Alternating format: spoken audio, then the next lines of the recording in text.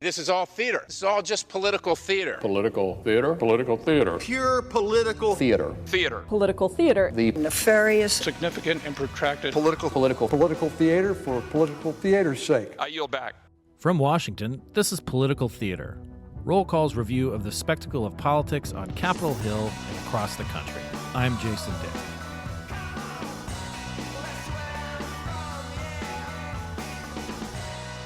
For those seeking lessons from this week's political news, here goes.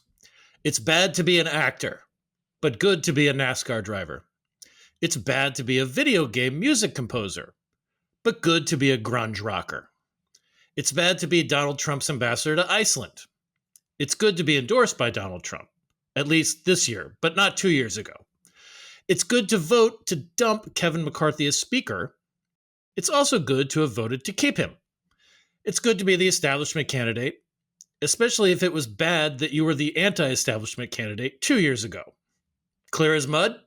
That's why we have Herb Jackson to help us sort through all this goodness and badness. Herb, welcome back to Political Theater. Welcome to you. I'm the mud clarifier. Yeah, I was going to say, like, when nothing says let's get in the mud, like a political reporter from New Jersey. Like a guy from Jersey, yeah. Okay. So let's start with the primary results from this week. We had primaries in Nevada, in South Carolina, in Maine. Most prominently, there were a few others that were not really all that competitive, but we were zeroing in on a few of the more competitive ones. Let's start with the lessons, that I mentioned at the top there. Why was it bad to be an actor? And this is a special election in Ohio that we're talking about, specifically Ohio's 6th district. Yes, there's a guy in Ohio, the Democrat in Ohio's 6th district, who actually did a lot better than people expected. He only lost by less than 10 points. And this was a district that Trump carried by 29, I believe, in 2020. So Democrats are thinking this means there's some juice out there that they can extract for their cocktails in November. But he had. We don't want to pick on these people because they do offer themselves for office. But on his campaign bio page, he talked about his life. It included going out to LA to try and be an actor, and he put up the photos from his headshots from when he was an actor. And, that didn't qualify him to be a congressman, I guess, because in a very Republican district, they elected the guy whose grandfather started a chain of supermarkets with the family's name on it, who was also a state senator and had Trump's endorsement. He was the Republican candidate named Michael Rulli, but he was in a grunge band when he went to college in Boston.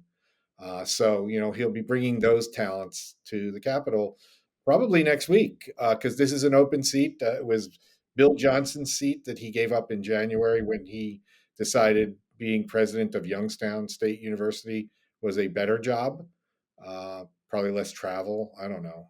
But, so that's one actor who lost. And then the other one was in the main primary to be the challenger to Jared Golden, who is a Democrat who flipped the seat in 2018 and Republicans thought they'd take it back in 2020. And he won again in 2020, even though Trump won the district. And he has continued to be one of those, when there's only 4 Democrats who are voting against the rest of the Democratic majority, he's one of them. He's carved a brand out, if you will. But there was a guy named Mike Sobolewski who was running, whose bio included 50 episodes, I think, of shows like Law and Order, SUV, and crime dramas. SVU, Special SVU. Victims Unit. That's not SUV, not sports utility vehicle. Yes. Yeah, that would be a different episode, sponsored by different car makers. Anyway, he lost to a guy named Austin Tiro, who was a NASCAR driver. Now, both of these guys were members of the state legislature in New Hampshire. I mean, in Maine. They're different states, right? Yeah. So they were both members of the state legislature. But Austin Tiro was the guy, the National Republican Congressional Committee, not campaign committee, wanted to win the primary, and he he will be the one who runs against Golden this year, and there's going to be a lot of money that gets spent up there on that race. And hopefully some of the commercials can feature clips of him being juror number 5 or something. Have an Or, SUV. I don't know. yeah. Okay, and then speaking, as long as we're in New England still, in Maine, I also find it, I just love some of the details about Michael Ruley, who won the Ohio Special Election District, that he didn't just go to college in Boston. He went to college at Emerson, which is known as a very artsy, kind of place. A lot of very famous actors, Dennis Leary, for instance, went to Emerson College. Our former colleague here at Roll Call, Syra Master, went to Emerson. It's not a hardcore conservative college, to say the least. And also, I just love the name of the band too, Red Bliss. Red Bliss, yes, which I recognize as the name of a potato, right? But maybe, I don't know. Is it like, some love for communism? I don't know. What or is maybe that? Maybe it's just a recognition that there's a big Irish American population in Boston. Like they're Irish. Like there's a real connection to potatoes. Who knows? But Red Bliss, yes. It sounds more like an apple to me than a potato, but whatever. I'm not naming. The Irish That's why I'm not naming fruits and vegetables. We're more like the old Idaho, the russets, the brown ones that you stick in the oven all day. Red Bliss is more like, it's in a fancy potato salad. Oh, okay. I also, this was the Redskin potatoes. That could have been the out for the football team, is to not change the name, but the mascot. It could have been the Washington Redskins. It would have been the only tuber, based mascot in the NFL. A missed opportunity, I think, especially because everybody hates the name Commanders. Well, considering that the New York Times has a separate subscription level for recipes, maybe we can work this out with political theater, like the special cooking set portions of political theater. I'm you know me, I'm always hungry. So I'm and we have access to such a cornucopia of snacks in this office that I just think it's natural to start. It's Wednesday. It's Bagel Day, I think, downstairs. And across the across Pennsylvania Avenue, it's the Capitol Harvest, which basically just means like a lot of junk food. Although I did get a ginger limeade, which is, I think, theoretically healthy for you, at least digestive tract and so forth. Oh, we've gotten a little far afield from talking about politics, haven't we? All right, let's talk about why it was bad to be a Miss America. Okay, so we had the open seat in North Dakota because Congressman Kelly Armstrong won his primary for governor against the lieutenant governor. He won 75-25. That left an open seat, and among the candidates running was someone named Cara Mund, who was a former Miss America. She came in third. The winner was a member of the North Dakota Public Service Commission named Julie Fedorchak. We did not dig deeply into this race, so I don't know much more about it than that. But, this is a very, red district, and, it's probably going to be that the winner of the Republican primary is the person who comes to Washington in November or in January. The days of an amazingly an all Democratic congressional delegation, which was not that long ago, when Kent Conrad, Byron Dorgan, they're all Democrats, and that was as recently as the late 2000s. That seems like a million years ago. That the entire state, that 3 statewide office holders to Congress, they do. Parties change, yes, and states change too. Very suburban areas used to be solid Republican, and now they're solid Democrat. It's a very strange thing that happens. Why was it bad to be a video game composer, Herb? Okay, so that was the primary in Nevada's 3rd district. There was a crowd of people who wanted to challenge Congresswoman Susie Lee, and there was a guy named Marty O'Donnell who had written music for the Halo video games and other things that I haven't listened to. But he put a lot of his own money into this race, and he did not win. The winner was a guy named Drew Johnson, who had previously run for Clark County Commissioner, Mhm. but who actually was the person that our own Niels Lesniewski met up with when he was out covering the campaign in Nevada a couple of weeks ago. Because this guy said, I'm running around trying to talk to as many people as possible. And sure, you can come out and meet me at, this bar that promotes a bullet holes in the wall from a gunfight. So that was the guy who won. And it was, it's a lean Democratic district according to Nathan Gonzalez's ratings. So it's going to take a lot for any of the Republicans to win there, but it is not out of the realm of possibility if we are to believe polls that say Nevada is competitive for the presidential race. And also that Donald Trump has been consistently polling ahead of Joe Biden in Nevada, even though Biden won the state in 2020 and Hillary Clinton won it in 2016. Yep. So speaking of Nevada, let's stay there for a little bit. Why was it good? Why was it bad to be Trump's ambassador to Iceland?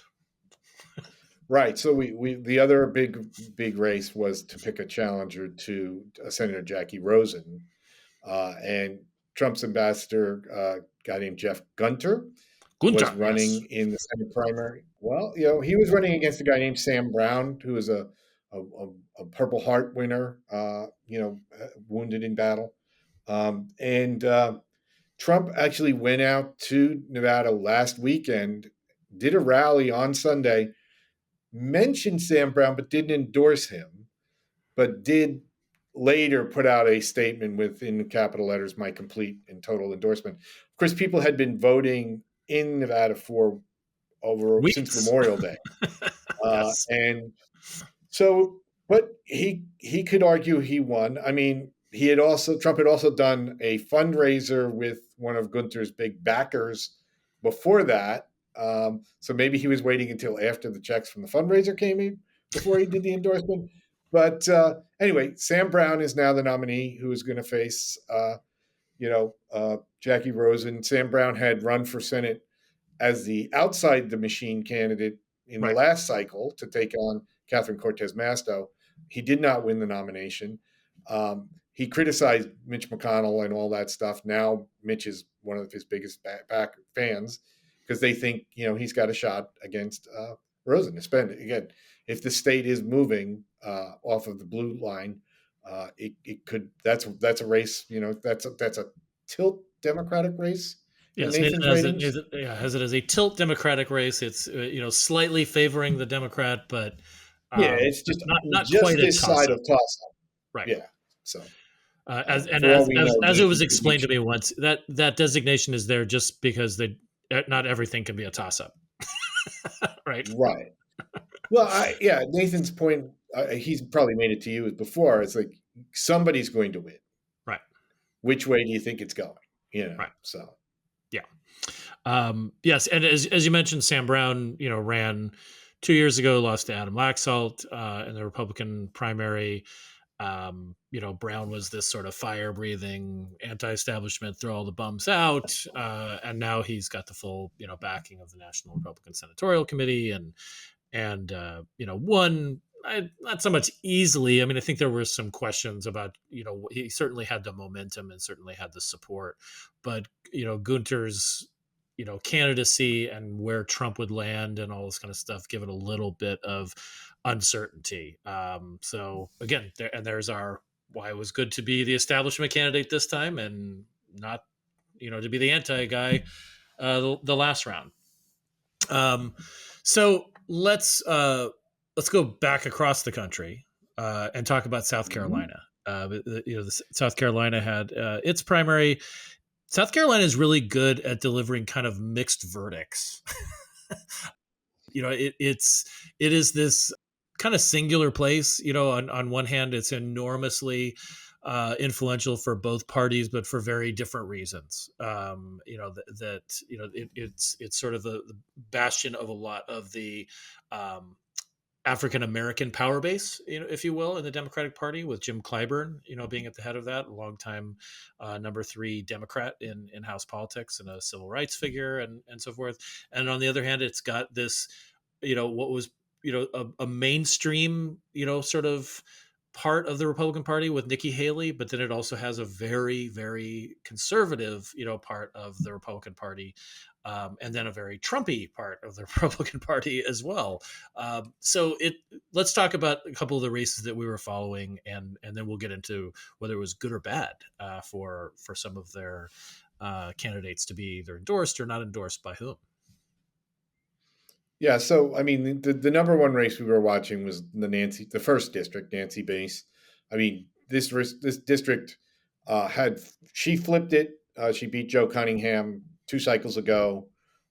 Last cycle, she had criticized Donald Trump after the January 6th insurrection, and he did not support her. He was supporting an opponent to her in the 2022 primaries. She won anyway. She appealed to his supporters despite not having his endorsement. And then last year, when Nikki Haley announced she was running for president, Nancy Mace did not endorse Nikki Haley. And this year, Trump endorsed Nancy Mace for another term. She was running against a former state official named Catherine Templeton, who had the backing of Kevin McCarthy, who is, Nancy Mace earned his undying enmity because she voted with the Freedom Caucus people to oust McCarthy from the speakership. We'll see how much money McCarthy allies actually put in to try and take Mace out. There was about $5 million spent, but when the super PAC that was spending a lot of that reported its donors, it reported it got most of it from another super PAC that hasn't reported where it's gotten most of its money. So sounds like a shell game to me. No, it's called the Federal Campaign Finance Law. And honestly, some of the things I've been reading lately, it's better that at least it happens this way because it comes out than one of the stories that somebody had this week about a guy whose father gives the money to the Chamber of Commerce that runs ads saying, "Thank you for your votes in Congress," never endorses you and never makes a political statement. So it doesn't enter into the FEC's regulation at all. Anyway, Mace was on our homepage all weekend as one of 2 very vulnerable Republicans up. And let me see, she won 57% of the vote, and Templeton got 30%, and another guy got 13%. So she was not vulnerable. That race was called at 8:40 p.m. The polls closed at 7. So, less than 2 hours after the polls closed, she was declared the winner.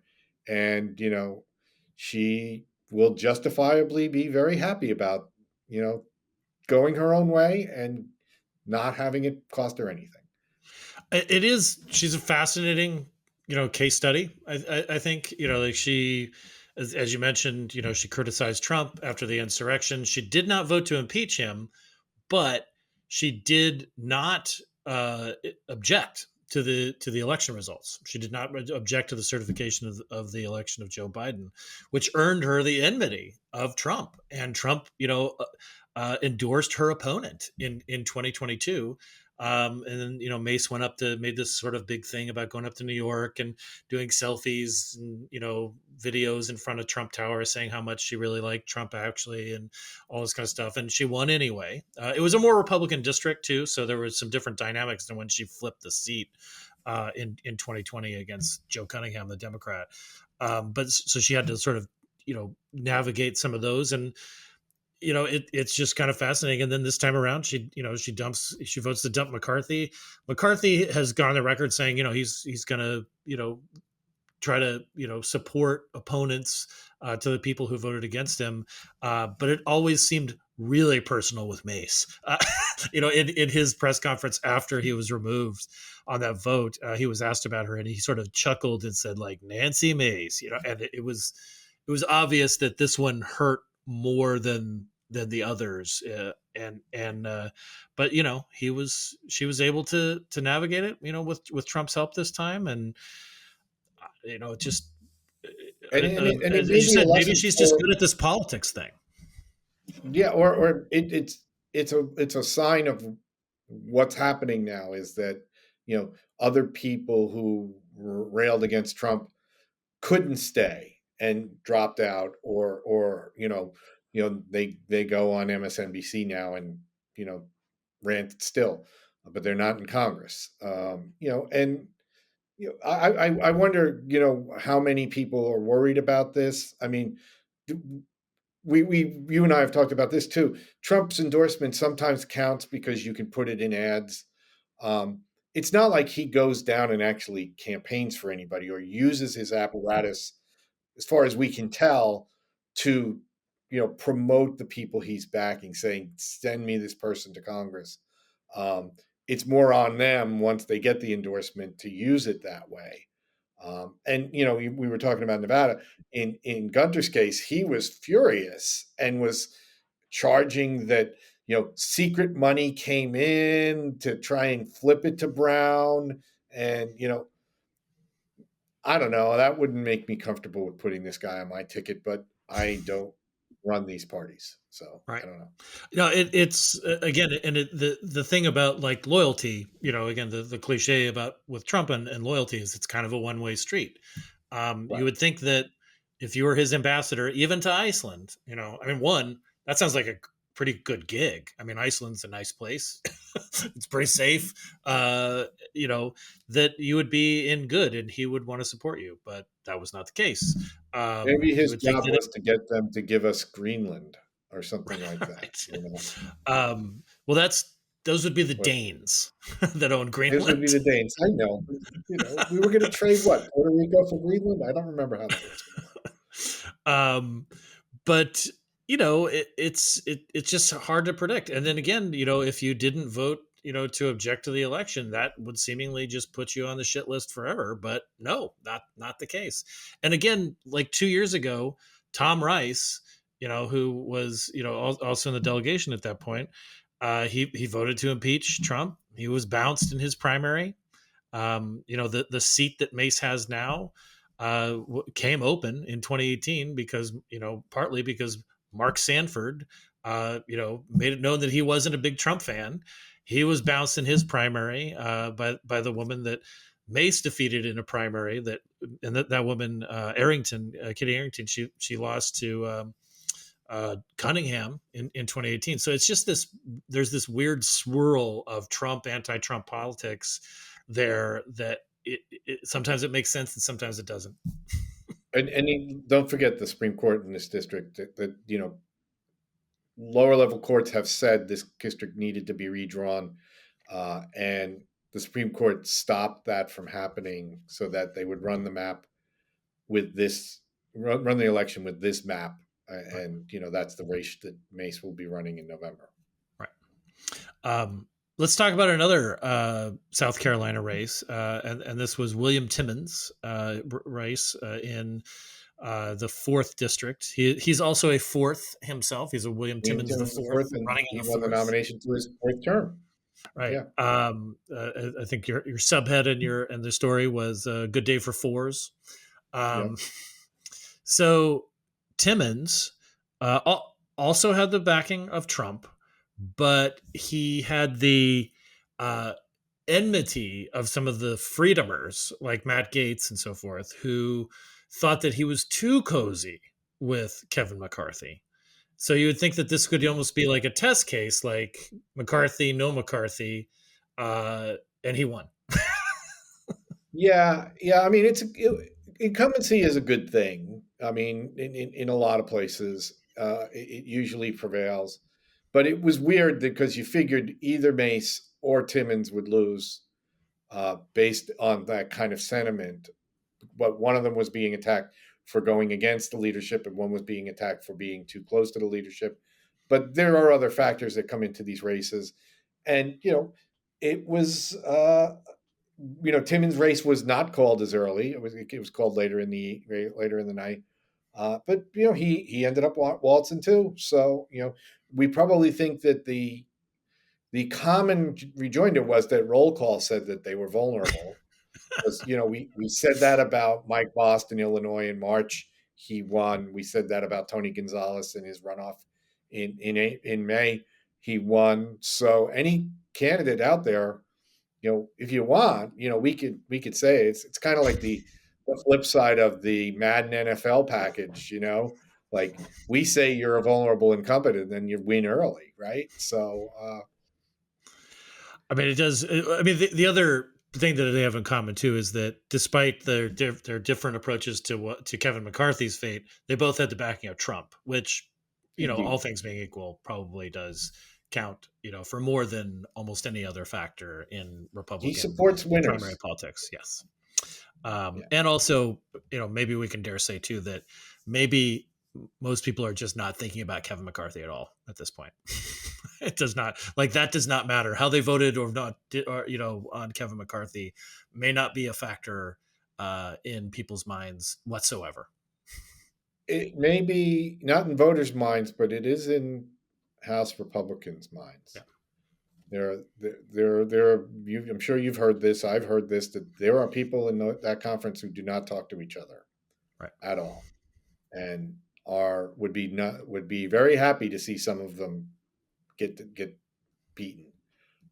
And it's going to be a factor that Trump is going to have to deal with if he wins this election, that he has a House GOP conference that doesn't want to work together. I don't know what he's going to do. Maybe this is the lead into, you mentioned he's coming to the Hill tomorrow, on Thursday. Maybe he's a peacekeeper. Maybe he's there to bring everybody together. Right. Say, he's always been the unifying figure. Yeah. You guys, come on, let's just go get Joe Biden. I don't know. It would be nice to have a recording of that meeting. It would be interesting. I'm trying to recall the last time that Trump was on the Hill talking to either Senate Republicans or House Republicans. But there's a sense I get, and some of the reporting that I've sort of edited or read about these visits, is that Trump doesn't do a lot of listening in these. Other people listen to what he has to say, and then they're left to figure out what it is he may want or not want. So it's not the details. I mean, when we've gotten the reporting that this is about going to be about the agenda, like the legislative agenda and so forth, I have my doubts about just how nitty gritty they're going to get into a policy. He's not coming in and saying, "This is what I want in the farm bill." Yeah, I want this in the farm bill, and here's how I want the NDAA written. That's not going to happen. Yeah, but yeah, him coming to the Hill, this is a big deal. He's been the presumptive nominee for a long time. This will be the first time that he's made such an appearance in DC since he was found guilty of 34 felony counts in New York.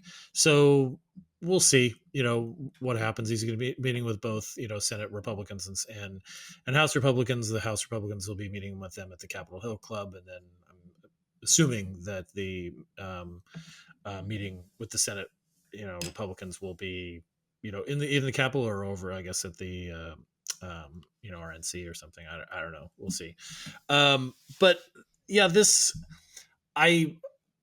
I'm curious some of the dynamics that I would be on the lookout for. I mean, Mike Johnson has come under some of the same criticism that Kevin McCarthy came under. Like, is Trump able to tell people to knock it off and just get behind Speaker Mike, so that they don't have to worry about these leadership vacuums and votes and so forth? I don't know. It seems like Marjorie Taylor Greene has her own ideas about how that may go. But we'll see. And then on the Senate side, I mean, you've got, everybody running for, Republican leader, whether that's John Cornyn or John Thune or Rick Scott, all vying for Trump's attention. And I'm guessing that this is Steve Daines. Like it's his. If the Republicans win the majority, he's probably going to be the next majority leader. Because he goes hunting with Don Jr. I'll defer to you on that. The majority. Yeah. Yeah, No, I mean, He seems to have gotten along very well with Trump and his campaign people. They're running good races. They're getting the candidates they want. It, they should be able to get the majority, if a couple races go their way.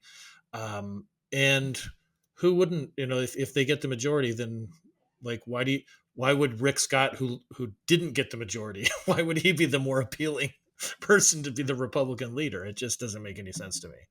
And then, but who knows? Maybe Thune and Cornyn have their own strategies to work out here. Or maybe we end up with Trump, Rick Scott, and Byron Donalds as speaker, and we just have Florida running the whole town. Florida. Mm-hmm. All right. Oh, I think would be remiss if we didn't at least touch on the Hunter Biden case. Another felony conviction. Hunter Biden's conviction in Wilmington on gun charges, and maybe just a nod to another trial going on in New York of Senator Robert Menendez. But let's start with Hunter Biden. Witch hunt, yeah. So again, this another lie is taking hold among people, particularly Donald Trump supporters, that Joe Biden has engineered the prosecution through the Manhattan DA of Donald Trump. This is a state prosecution. It's complete nonsense, that Biden would have engineered this, through the Justice Department. But there we go. That's the new lie that is being circulated there. However, the Justice Department did get a big win through a special counsel appointed by Merrick Garland, the Attorney General, and it was the president's son this week. So so one big conviction that they did get was Hunter Biden on charges of lying on a application to buy a gun, that he was not under the influence of drugs, and forwarding that application or whatever. It's a crime that doesn't get a lot of trials. I was reading something about like the sentencing guidelines now that Hunter Biden has been found guilty. I think there were 52 people sentenced under similar circumstances, last year. Not a huge number.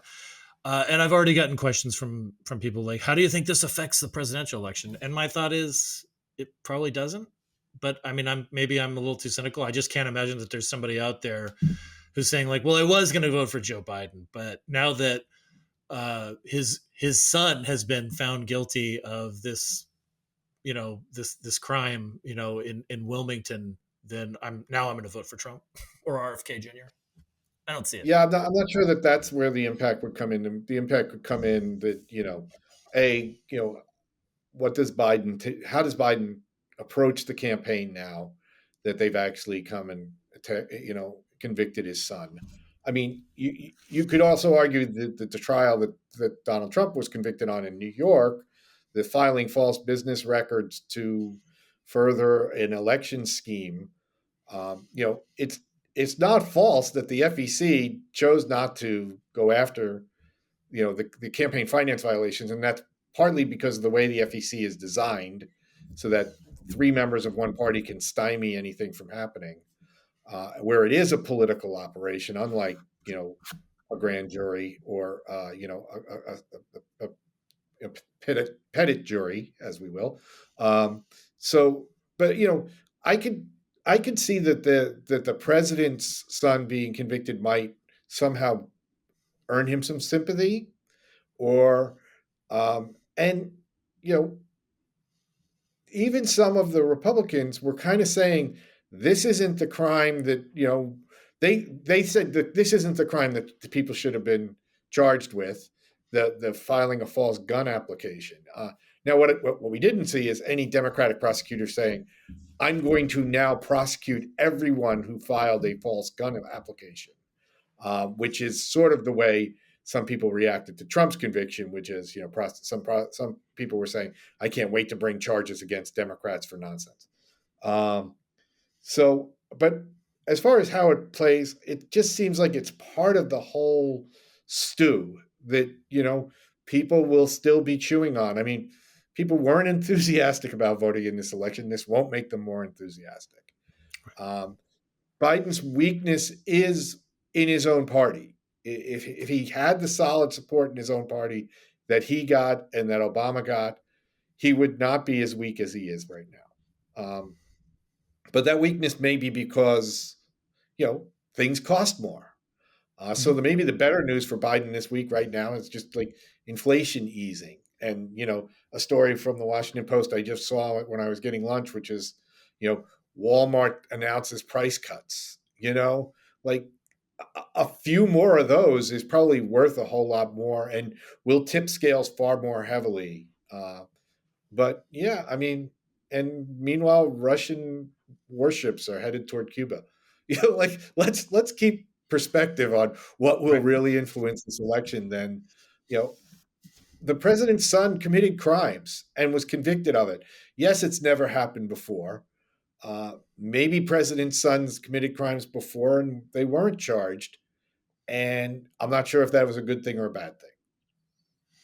Yeah, I mean, I'm sort of beguiled by the whole thing, or befuddled, by the whole thing. But and also Hunter, we should note this, is still facing charges, tax evasion charges or tax fraud charges in California. So he's not quite out of the woods with the legal system yet. And then the House Republicans have referred him and James Biden, the president's brother, to the Justice Department for making false statements to Congress. Doubtful that will be headed towards a criminal referral under, this administration, at least and the time that it has left. But he's not quite out of the woods yet. And at a certain point, it does start to look like they're piling on. So that may get at the sympathy thing. And let's also not lose sight of the fact, Richard Nixon probably could have been charged with crimes as a former president, except But he was pardoned. Yeah. his vice president pardoned him after he took office as president.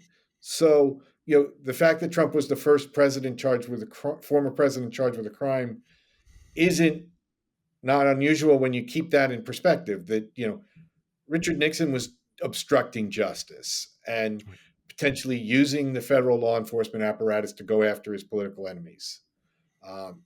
And he was pardoned for everything by Gerald Ford, who I think, this guy's opinion, probably was right that the country didn't need to go through that at that point. They just wanted Nixon out of the way and let's move on, and Ford did lose re-election, or did lose when he stood for election as president.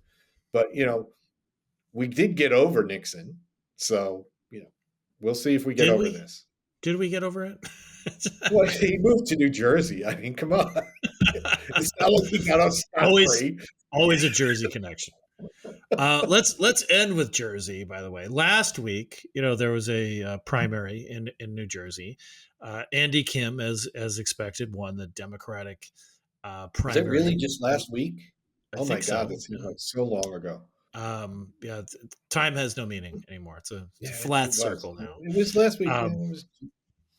But Andy Kim set up the Democratic nomination to be Senate, Democrats Senate candidate.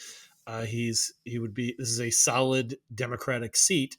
Bob Menendez, who is on trial for fraud charges also in Manhattan, Southern District of New York, and he is did not run in the primary, but did register as an independent.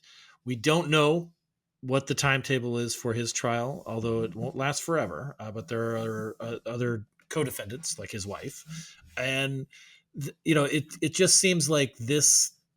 We're spending a lot of time looking in courtrooms right now, but this has an outside chance of being a spoiler if Menendez is acquitted or not found guilty, runs it as an independent. It would at the least make it an interesting race. It would take away, I think, some of that solid Democratic veneer in New Jersey and at least make it interesting, even if Kim would still be probably favored to win because of Menendez's except for one thing, which is this was a state where the Trump-backed candidate lost the nomination. A woman named Christine Serrano-Glasner lost the primary to challenge Kim to a guy who runs hotels down in Cape May named Curtis Bayshaw. And reading some tweets this week that, I still get a lot of New Jersey tweets. The Trump faction is furious and think that the Christie people interfered and stacked the deck, and there's no way they're going to vote for Curtis Bayshaw. So, if you're going to win if you're going to win as a Republican running statewide in New Jersey, and in my lifetime, it was Governor Tom Kean, Governor Christie Whitman, and Governor Chris Christie.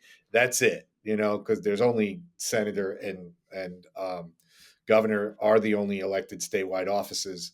And there's now a lieutenant governor too, but there hasn't been a Democratic senator elected since 1972, right? And Republican, you mean? What? Republican senator elected. A Republican elected senator, excuse me, since 1972. And so if the Republicans aren't all together pushing somewhere, Bob Menendez could be the spoiler. Yeah, but maybe the Republicans will vote for Bob Menendez instead of Curtis Bayshaw, but they're still not taking votes away from Andy Kim. So no, I'd like to see who the Democrat is who's, I was going to vote for Andy Kim, but since Bob Menendez is there, I'm going to vote for him. Right. Right. I also should note too that there's a practical reason that Menendez, registered or as an independent or signed to be an independent candidate, which is that he can still raise money for his own court defense. Until like August, right? Yeah, he hasn't had much money come in. I mean, the fact of the matter, he didn't file to run in the Democratic Party because he would have lost last week. That was clear. This way, he can at least be a candidate in November if he's still viable there, if he's not, appealing his sentence, and he had when we looked at the end of the first quarter, almost no money was coming in.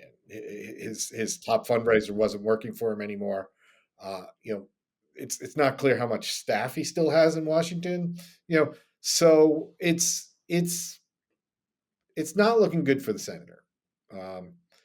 So far the trial, the witnesses, there was a co-defendant who pleaded guilty, who said, "Yeah, I bought a car for the senator's wife to get him to do favors to me." He hasn't quite said, "And he agreed to do these things for me." And the thing that Menendez still has going for him is the Supreme Court has really made it difficult to prove corruption cases. But that's often people have their convictions overturned on appeal. It may be persuading the jury. I'm not up there listening to the case, but we shall see. Well, Herb, we went through a lot of goods and bads. Thank you. I'm glad to know that if I'm going to run for Congress at some point, I should probably start training as a NASCAR driver and forget the acting gigs. But who knows? Yeah, Miss America's right out. Yes. But thanks for helping us go through all this, and we'll catch you next time. Thanks for coming on. For you listeners out there, thank you for listening to our musings. We thought about this one a lot, and because there was so much weirdness out there. This is why we did this podcast. And thank you for listening.